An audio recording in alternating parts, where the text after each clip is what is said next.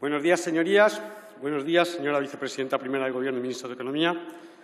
Venimos a debatir la convalidación del Real Decreto 1/2022, que por su título debería simplemente reformar algunos aspectos de la Sareb y del FROP. Y, de hecho, es de lo único que nos ha hablado la ministra, que ha olvidado que no solamente se reforman la Ley 9/2012, la Ley 11/2015 y el Real Decreto 1559/2012, que son los que afectan al FROP y a la Sareb, sino que además se modifica el Real Decreto Ley 32/2021, que estábamos esta mañana convalidando, y la Ley 1/2004. Es decir, aparte de las reformas que se hacen sobre la Sareb y el FROP, se hacen una serie de reformillas menores en esta técnica habitual a la que nos tiene acostumbrado el Gobierno. Se tocan los horarios comerciales de las zonas de afluencia turística, de gran afluencia turística, el Estatuto de los Trabajadores y el régimen del personal laboral del servicio del sector público. Esta técnica legislativa con la Cámara y la ciudadanía que genera una especie de trágala como la que asistimos antes de ayer. Si votas contra la obligación del uso de las mascarillas, pues estás votando contra la actualización de las pensiones por corrección de la desviación. Así que bien podríamos cantar, señora ministra, como en Mary Poppins, aquello de con un poco de azúcar esa píldora que os dan, la píldora que os dan pasará mejor si hay un poco. Y ustedes, que ya la conocen, pueden continuarla. Pero me voy a centrar en el tema grande, que es la reforma de FROP y Sareb, en dos grandes puntos, al margen de las dudas que nos genera la definición que hacen de las participaciones del FROP como fuera del patrimonio de las administraciones públicas, que esto no le preocupa a la izquierda, que las participaciones del FROP estén fuera del patrimonio de las administraciones públicas. ¿De acuerdo? Es verdad que es cuando se hace dentro de un proceso de resolución, pero nos preocupa, sobre todo porque la Caixa no se ha adquirido, la participación del FROP en la Caixa a través de BCA no se ha adquirido en un proceso de resolución, sino por canje.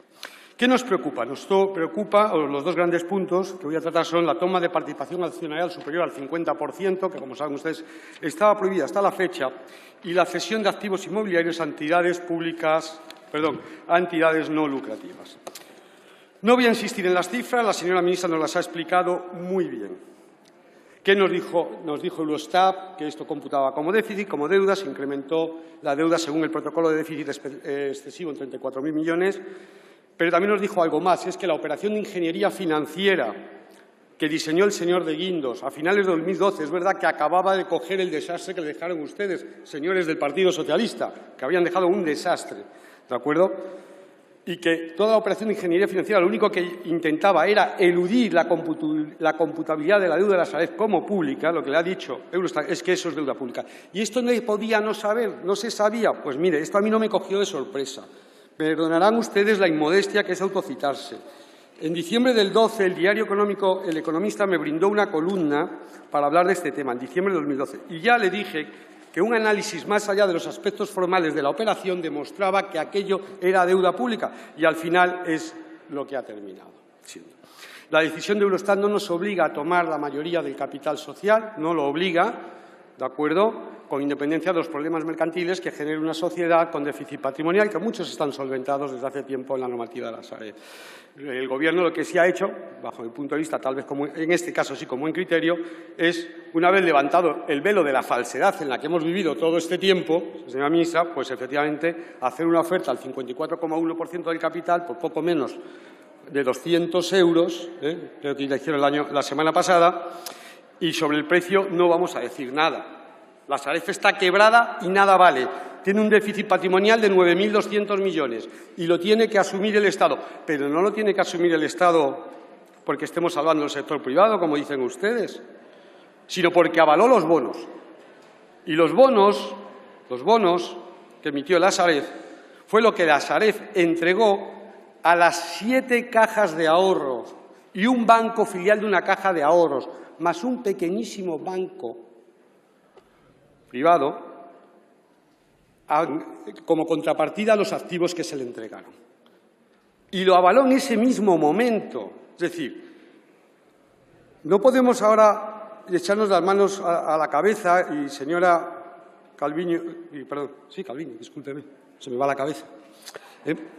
Señora Calviño, en este caso no es por ignorancia, es por falta de verdad de honestidad intelectual. No puede usted decir que está salvando el sector privado. Si es que esto era público desde el principio, si es que se sabía que una vez consumido los 4.800 millones de capital, Todo lo que se perdiera lo tenía que poner el Estado porque era avalista desde diciembre del 2012. Nos ha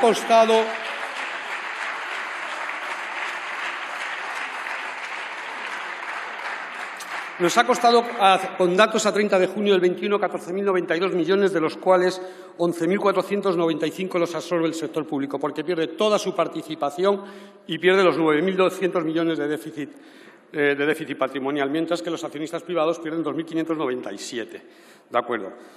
O sea, esto era previsible, ya se lo he dicho. Esto no era más que un silo donde se refugiaron activos comprados ya desde el principio por encima de su valor razonable, para evitar que las 7 cajas, o las entidades rescatadas, básicamente cajas de ahorros, y estas 7 vienen de fusiones a su vez de cajas de ahorros, ¿de acuerdo?, registraran más pérdidas de las que ya habían publicado, ¿de acuerdo? Y, por otro lado, para sostener los precios del sector inmobiliario con esa política de ventas dilatadas en el tiempo. Miren ustedes, no es razonable que, habiendo recibido 51.000 millones de activos y habiendo vendido solo 20.000 en los 8 primeros años y medio, datos a 30 de junio del 21, se hayan cosechado 14.000 millones de pérdidas. Y eso con el mercado alcista desde finales del 2013 y principios del 14, lo que demuestra que esto no es un problema de mala gestión. Esto es un problema de operación, perdóneme la expresión, señora ministra, mal parida. No me hubiera gustado a mí que me hubieran entregado esta responsabilidad. Miren ustedes, esto ha sido un silo, más que un silo, una sentina para culpar la penosa gestión del PP, el PSOE, con la ayuda de Izquierda Unida, los sindicatos y las asociaciones empresariales en las cajas de ahorro, ¿de acuerdo? Entidades con más perspectiva social que el digitalismo excluyente que ustedes están promoviendo. Y ahora se quejan de que hay parte de la población que no tiene acceso a los servicios financieros básicos. Voy concluyendo, señora presidenta. Miren ustedes, nos preocupa también, lo he dicho al principio, la cesión de inmuebles a entidades no lucrativas, porque parece que ustedes lo que pretenden es que todo chiringuito tenga su localito, y eso no generará más que pérdidas que soportará el Estado, ya el Estado en solitario, ya los accionistas han perdido todo lo que tenían que poner y además los privados se retiran. Nosotros no podemos participar, como usted comprenderá, de este asalto a los caudales públicos, tal vez ustedes sí, porque lo han hecho en el pasado. Muchas gracias. Muchas gracias, señor Manso.